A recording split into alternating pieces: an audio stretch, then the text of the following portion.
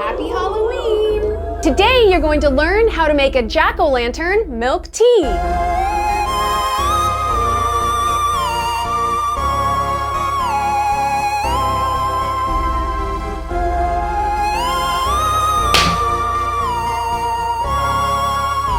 This Smoky pumpkin milk tea is one of a kind. I created this drink for my shop back in 2017 and it was a huge hit. And there's a really good chance you've never had this drink before. One of my favorite things trick-or-treating as a kid, well, aside from the free candy of course, was the smell of burning jack-o'-lanterns. Just remembering the smell of that burning pumpkin flesh brings back such fun memories of running around our local neighborhood, wearing our Halloween costumes with my older brothers, and knocking on people's front doors saying, "Trick or treat!"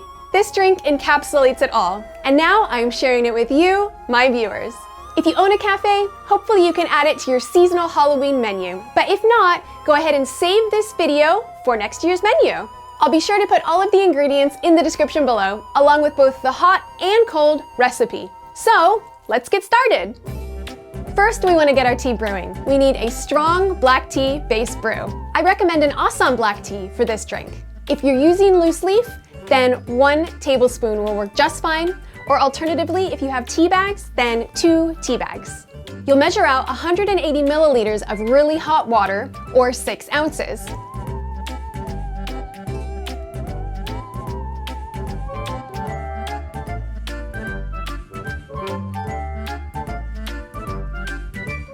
Brew the tea covered for 10 minutes. The hot beverage that we're going to be making today is approximately 400 milliliters, give or take. And so I'm going to be making it in a 500 milliliter shaker. Next, I'm going to be using an industry standard brown bubble tea shop scoop. It's approximately a heaping tablespoon. So first, we're going to use 2 scoops of creamer bubble tea powder.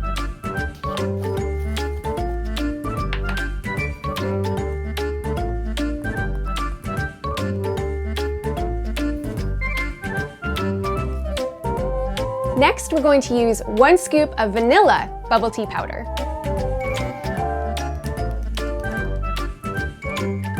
At this stage, you can optionally add some sweetness. Now, I prefer my milk teas to be quite sweet, so I'm going to add a little bit of fructose powder. Alternatively, you could use fructose syrup if you're at your shop.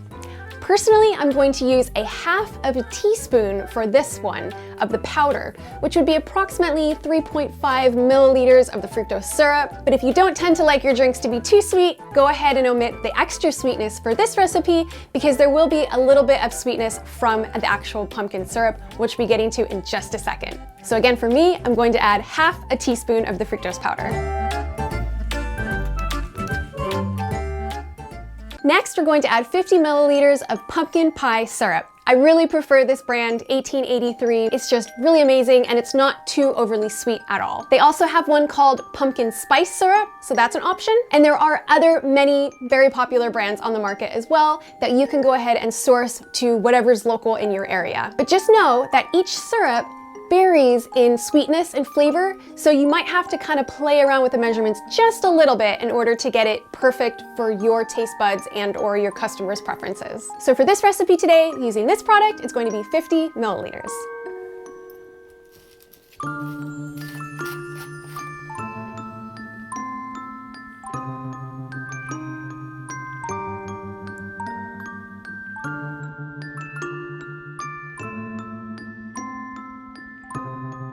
And lastly is 2 drops of smoke liquid. Now let me explain. This is a highly concentrated, natural smoke liquid that is generally used in brines, seasonings, cheeses, and sauces. 1 to 3 grams of this can make a whole liter's worth, so it's very, very strong. Now this is not a sauce like barbecue sauce.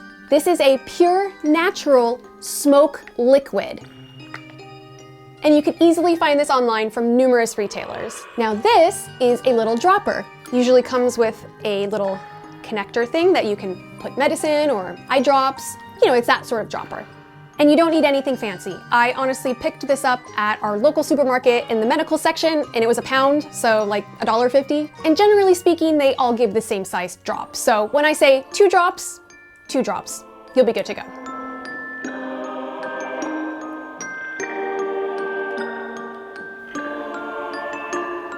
One, 2. That's it. And this smells, wow, really, really, really, really, really strong. It smells really nice, but it's really strong. But this mixed with the pumpkin syrup definitely smells like burning jack-o'-lanterns. Next, we're going to pour 150 milliliters of really hot water into our shaker and give it a nice stir.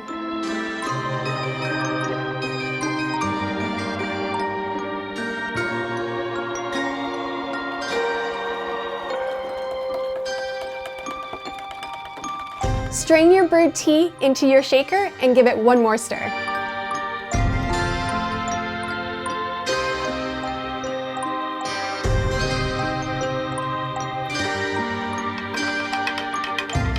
Add your topping of choice to your glass. Now for this one, my favorite happens to be boba, but this is also a really good standalone product that you actually don't need a topping for. You can actually just drink it sort of like you would a latte.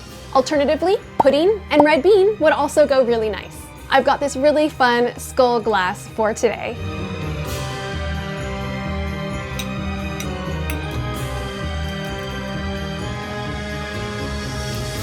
Now because this drink is hot, be sure to carefully pour it into your glass.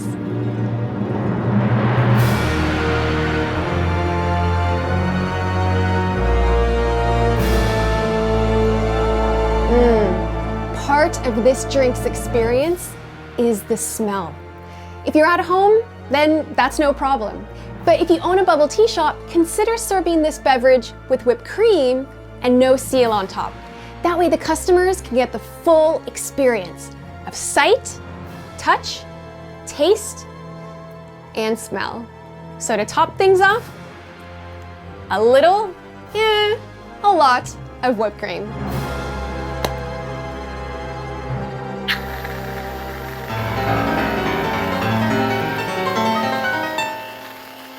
And just because I have some, I'm gonna pop on a little bit of pumpkin pie spice seasoning. Cheers!